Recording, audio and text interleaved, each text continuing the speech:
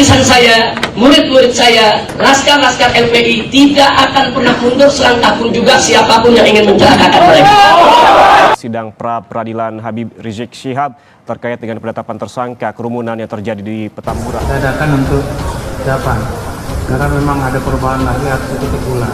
Jadi kita sepakat besok jam 1. Jadi kasus Habib Rizik ini kasus luar biasa dan kasus aneh, khusus Habib Rizik. Atas penangkapan atau penahanan serta tindakan lain tanpa alasan yang berdasarkan undang-undang atau karena kekeliruan mengenai orang atau hukum yang diterapkan sebagaimana dimaksud dalam ayat 1 yang perkaranya tidak dilanjutkan ke pengadilan negeri diputus di sidang pra-peradilan sebagaimana dimaksud dalam pasal 77 KUHP. Dengan kata lain pasal 95 ayat 1 dan 2 pada pokoknya merupakan tindakan penyidik atau penuntut umum dalam rangka menjalankan wewenangnya yang dilakukan tanpa alasan hukum sehingga melanggar hak asasi atau harkat martabat kemanusiaan atau merugikan orang lain. Inkasu adalah pemohon. Oleh karena itu, tindakan lain yang dilakukan oleh para termohon menjadi objek permohonan pra-peradilan. Kami keberatan terhadap penetapan tersangka dari Habib Rizik Syihab, gitu ya. Termasuk penahanan dan juga penangkapan juga. Oh tentu, nanti kalau penetapan tersangkanya dibatalkan kan penetapan ikutannya ya, itu harus mau nggak mau gitu dibatalkan juga gitu.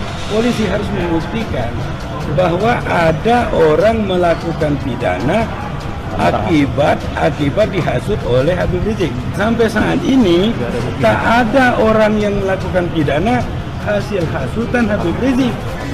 Jadi penerapan pasalnya salah menerapkan pasal.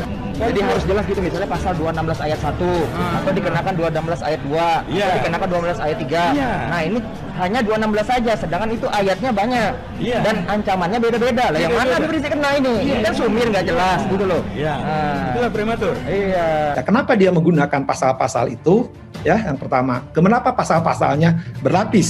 Saya pikir kita harus mendengar karena nanti dibuktikan dengan peradilan, bukan dengan dalil-dalil. Dan dalil-dalil itulah di peradilan tuh ya authority incumbit prabosia. Ya, jadi siapa yang mendalilkan dia harus membuktikan pertama. Jadi dalil itu harus dibuktikan, nanti sangkalan juga dibuktikan. Sama di hukum jadi kenal ajas audi et altram partem. Soal benar tidaknya tepat atau tidak pasal itu nanti dibuktikan di pengadilan. Ya, itulah dibuktikan unsur-unsurnya. Justru kalau pasalnya tidak tepat, salah satu unsur tidak terbukti bisa bebas terdakwa ya. Jurisprudensinya itu tidak dicantumkan, ada putusan MK yang tidak dicantumkan, ini kita cantumkan gitu.